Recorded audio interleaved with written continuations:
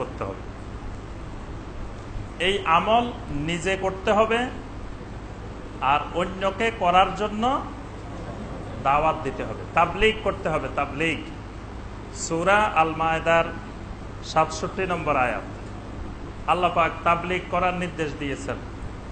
ইয়া আইয়ুহার রাসূল বাল্লিগ মা উনজিলা ইলাইকা মির রাব্বিক, হে আমার রাসূল বাল্লিগ, আপনি তাবলীগ করেন।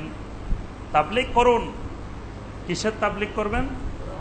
মা উনজিলা ইলাইকা মির রাব্বিক, আপনার রবের পক্ষ থেকে যা কিছু আপনার উপরে নাজিল করা হয়েছে। কি কি নাজিল করা হয়েছে? কোরআন এবং সুন্নাহ দুইটাই নাজিল করা হয়েছে, শুধু কোরআন না।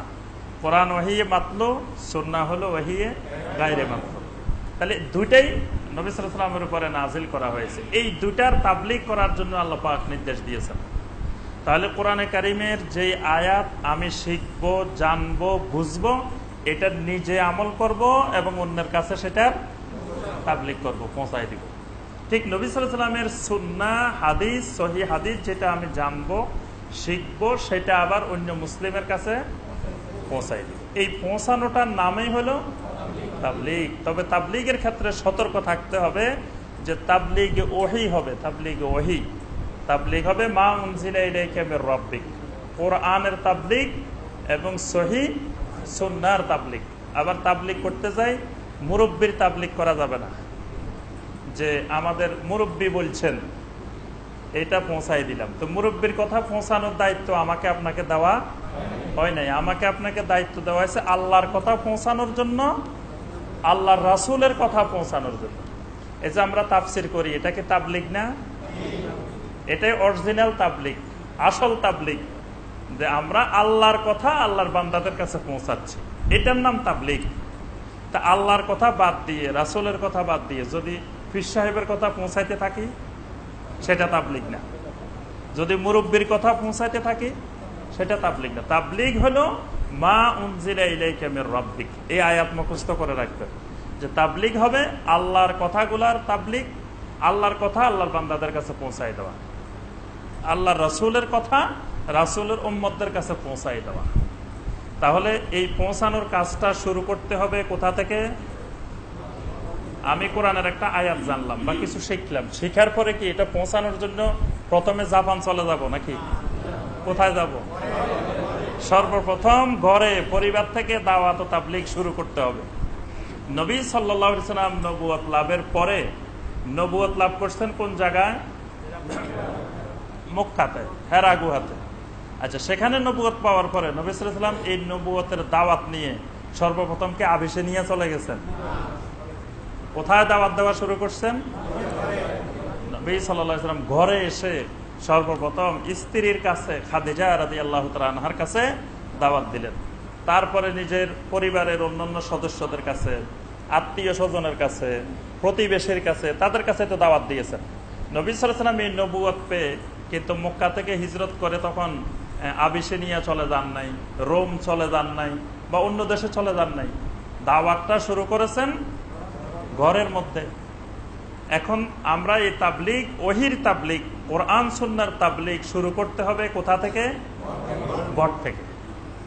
আমার ঘরের সবাই গোমরাহ, আমি নামাজি, বউ নামাজ পড়ে না, এরকম অসংখ্য ভাই আছেন এখানে, আছেন না?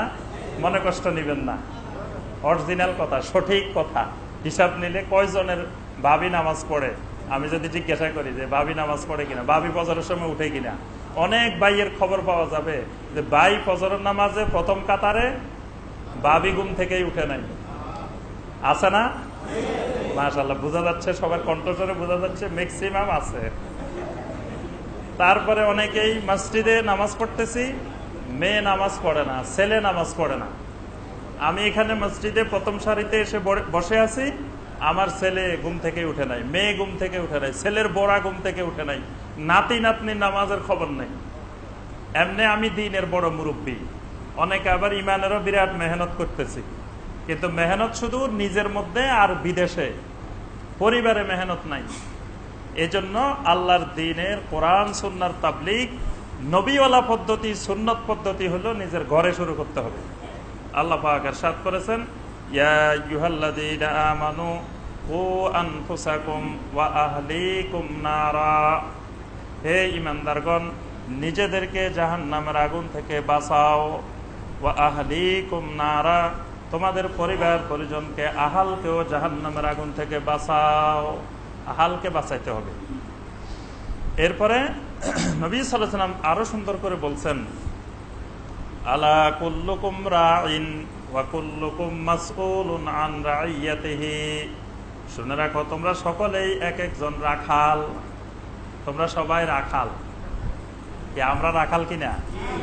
হ্যাঁ, রাখাল, সবাই রাখাল। আল্লাহ রাসূল বলছে, আলা কুল্লুকুম রাইন, তোমরা প্রত্যেকে এক একজন রাখাল। রাই মানে রাখাল। আর ওয়া কুল্লুকুম মাসউলুন আন রাইয়াতিহি, একজন রাখালকে যেমন 100টা ছাগল যদি দেওয়া হয় বা 50টা উট দেওয়া হয়, ওই রাখাল যেমন ওই 50টা উটকে, ওই 100টা ছাগলকে তত্ত্বাবধান করে, দেখাশোনা করে। একটা ছাগল হারাই গেলে তার খবর রাখতে হয়, জবাবদিহি করতে হয়। ঠিক একইভাবে তোমাদেরকে তোমাদের একটা পরিবারের রাখাল বানানো হয়েছে, একটা সমাজের রাখাল বানানো হয়েছে। বিভিন্ন এলাকা অঞ্চলে তুমি এক একজন রাখাল হিসেবে দায়িত্ব পালন করছো। ওই পরিবারে, ওই এলাকায়, ওই অঞ্চলে তোমার তত্ত্বাবধানে যারা আছেন, এরা যদি কোনো ব্যাপারে দ্বীনের বিরোধিতা করে, দ্বীনের নাফরমানি করে, দ্বীন লঙ্ঘন করে, এই সব ব্যাপারে তোমাকে আল্লাহর কাছে জবাবদিহি করতে হবে। এই রাখালের এমনি ছেড়ে দেওয়া হবে না যে আমার আন্ডারে, এই রাখালের আন্ডারে একটা পরিবারের আমরা সবাই প্রধান, এক পরিবারের এক একজন রাখাল। আমার এই রাখালের আন্ডারে একজন স্ত্রী আছেন। স্ত্রী হলেন স্বরাষ্ট্রমন্ত্রী, নাকি? আপনার ঘরটাই একটা রাষ্ট্র, পরিবারটাই একটা রাষ্ট্র। সেখানে আপনার স্ত্রী, ছেলে, মেয়ে, ছেলের বউ, নাতি নাতনি, এদেরকে নিয়ে আপনার একটা রাষ্ট্র, একটা সমাজ। এই সমাজের আপনারা অধীনে যতজন আছেন, এই সবার ব্যাপারে আপনাকে আমাকে আল্লাহর কাছে জবাবদিহি করতে হবে। এই জন্য আমরা যারা তাফসিরের শ্রোতা, যারা দর্শক, তাদেরকে এই তাফসিরের শুরুতেই এই বিষয়টি স্মরণ করিয়ে দিব যে আমরা একটু গভীরভাবে পরিবারের দিকে নজর দিই। সবাই যদি সবার পরিবারের দিকে একটু নজর দিই, সব পরিবার যদি ঠিক হয়ে যায়, তো পুরো দেশে তো ঠিক হয়ে যাবে। কি বলেন? প্রত্যেকের পরিবার যদি ইসলামী পরিবার হয়ে যায়, তো ওই দেশটাই তো ইসলামী দেশ হয়ে যাবে। ইসলামী দেশ বানানোর জন্য, ইসলামী রাষ্ট্র বানানোর জন্য তো মানুষ মারার দরকার নাই, সন্ত্রাস করার দরকার নাই। আমার আপনার পরিবারটাই যদি ইসলামী হয়ে যায়, কোরআন সুন্নাহর হয়ে যায়, পরিবারের সবাই যদি নামাজি হয়ে যায়, পরিবারের সবাই দিনদার হয়ে যায়, তো বাংলাদেশ তো এমনিই দিনদার রাষ্ট্র হয়ে যাবে, ইসলামী রাষ্ট্র হয়ে যাবে, সব হয়ে যাবে। এই জন্য প্রত্যেকের পরিবার নিজে জাহান্নামের আগুন থেকে বাঁচা, পরিবার পরিজনকে জাহান্নামের আগুন থেকে বাঁচানোর জন্য চেষ্টা করতে হবে। এই জন্য আমাদের তাবলীগ জোরে সোরে শুরু করতে হবে। সেই তাবলীগ হবে পরিবারে। আমার পরিবারে নামাজি হয় নাই, পরিবারে দিন আসে নাই, আমার প্রতিবেশীদের মধ্যে দিন নেই, আত্মীয় স্বজনের মধ্যে দিন নেই, তা আমি এদেরকে ছাড়ি ইউনূস আলাইহিস সালামের মতো যদি চলে যায় আরেক জায়গায়, তাহলে ওই সাগরে মাছে খাওয়া ছাড়া আর কোনো উপায় নেই। ওই পদ্ধতি নবীওয়ালা পদ্ধতি না, যে আমার পরিবার বাদ দিয়ে, প্রতিবেশী বাদ দিয়ে, তারপর আত্মীয় স্বজন বাদ দিয়ে আমি হিজরত করে চলে গেলাম এখান থেকে নোয়াখালী। ঢাকায় এত মানুষ রেখে আমি হিজরত করলাম নোয়াখালী, তারপর আমি হিজরত করলাম ওই পঞ্চগড়, আমি হিজরত করলাম রংপুর, দিনাজপুর। এই হিজরত নবীওয়ালা হিজরত না। আমার হিজরত করতে হবে তখন যখন আমার এই নদ্দা সরকার বাড়ি এলাকায়, এই অঞ্চলে সব মানুষ দিনদার হয়ে গেছে। এখন আর আমি কারে দাওয়াত দেবো, কার কাছে তাবলীগ করবো? তাবলীগ করার লোকে নাই। সব মানুষ নামাজি হয়ে গেছে, সব মানুষ পদ্মাশীল হয়ে গেছে, সব মানুষ দিন মেনে চলে, আর একটা লোকও পাইতেছি না দাওয়াত দেওয়ার। তখন এবার কি করব? এবার আশেপাশে বিভিন্ন অঞ্চলে নারায়ণগঞ্জ চলে যাব, এদিকে নরসিংদী চলে যাব, মানিকগঞ্জ চলে যাব, গাজীপুর চলে যাব। এই এলাকায় সব মানুষ হেদায়েত হয়ে গেছে। এই এলাকার সব মানুষকে গোমরা রেখে, আমার পরিবার গোমরার মধ্যে রেখে আমি আবার দেশ বিদেশে হিজরত করার দরকারটা কি?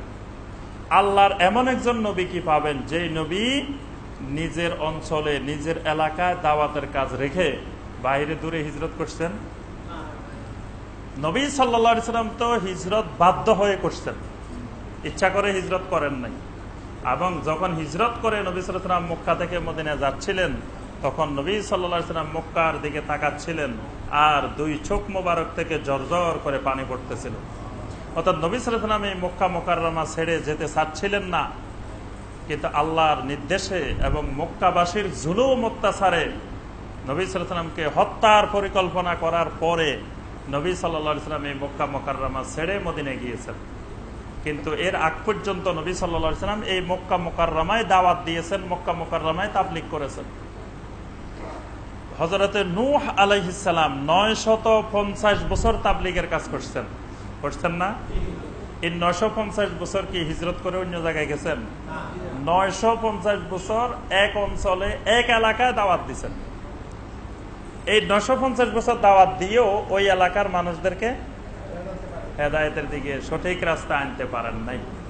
কিন্তু তারপরেও এত সবর ধারণ করেছেন, এত ধৈর্য ধারণ করেছেন যে তিনি হিজরত করে ওই এলাকা ছেড়ে যায়। এই এলাকার মানুষ আমার কথা শুনে না, থাক আমি আরেক এলাকায় চলে যাই। এই কাজও নূহ আলাইহিস সালাম করেন না। এবং নবী সাল্লাল্লাহু আলাইহি ওয়াসাল্লামকে আল্লাহ পাক সতর্ক করছেন, বলছেন যে খবরদার, ওয়ালা তাকুন কাসাহিবিল হুত, আপনি ওই মাছওয়ালা নবীর মতো হইবেন না। আল্লাহ পাক বলে দিচ্ছেন খবরদার, মাছওয়ালা নবীর মতো হইবেন না। মাছওয়ালা নবীকে সবাই চিনে, দেখেন ইউনূস আলাইহিস সালাম মাছওয়ালা নবী। মাছওয়ালা নবীর কথা আল্লাহ এই জন্য বলছেন যে মক্কা মুকাররমার মানুষ যত খারাপ হোক, যত অত্যাচার করুক, যত নির্যাতন করুক, আপনি খবরদার আল্লাহর অনুমতি ছাড়া এই মক্কা ছেড়ে কোথাও যাবেন না। তো সুতরাং নবীওয়ালা সুন্নত, পরিবারে দিন দিন প্রচার প্রসার, প্রতিবেশীদের মধ্যে প্রচার প্রসার, আত্মীয় স্বজনের মধ্যে প্রচার প্রসার। আপনি শুধু বিয়ের অনুষ্ঠানগুলোতে যদি তাবলীগ করেন, এই তাবলীগ করেই তো শেষ করতে পারবেন না। আত্মীয় স্বজন প্রতিবেশীর যে বিয়ের অনুষ্ঠান, এই বিয়ের অনুষ্ঠানগুলো তো পুরা জাহিলি যুগের অনুষ্ঠানকেও হার মানায়। কাফের মুশরিকদের অনুষ্ঠানকে এখন মুসলিমদের এসব অনুষ্ঠান হার মানায়। হিন্দু বৌদ্ধরাও এত জঘন্য অনুষ্ঠান করে না যে অনুষ্ঠান মুসলিমেরা করে। ওই দিন রাত্রে আমাদের এক প্রতিবেশী জন্মদিনের অনুষ্ঠান পালন করতেছে, বাচ্চার জন্মদিন। এই জন্মদিনের অনুষ্ঠানে সারা আশেপাশের লোকজন আর ঘুমাইতে পারে না রাত্রে, শুধু বার্থডের অনুষ্ঠান। তো এখানে তাবলীগ, এদেরকে মধ্যে তাবলীগ বাদ দিয়ে আমি অন্য জায়গায় যাওয়ার দরকারটা কি? এই জন্য সম্মানিত ভাই ও বোনেরা, আমরা তাফসীরের শুরুতে যেটা বলবো, কোরআন এবং সহিহ সুন্নাহর তাবলীগ প্রত্যেক ঘরে ঘরে, প্রত্যেক মহল্লায় মহল্লায় শুরু করেন। প্রথমে নিজের পরিবার থেকে স্টার্ট। নিজের পরিবারকে দ্বীনের দাওয়াত দেন, নিজের পরিবারকে নামাজি বানান, নিজের পরিবারকে পর্দাশীল বানান, নিজের পরিবারকে একটা ইসলামী পরিবার, কোরআন সুন্নাহর পরিবার বানিয়ে ফেলুন। তাহলে আল্লাহ পাকের ওই নির্দেশ, কু আনফুসাকুম ওয়া আহলিকুম নারা, নিজেও জাহান্নামের আগুন থেকে বাঁচো, পরিবার পরিজন আহালকে বাঁচো। আল্লাহ পাক আমাদের সবাইকে, আমাদের আহাল, আমাদের প্রতিবেশী, আমাদের আত্মীয় স্বজন সবাইকে নিয়ে নিজেরা সহ জাহান্নামের আগুন থেকে আল্লাহ পাক বাঁচার তৌফিক দান করুন। 28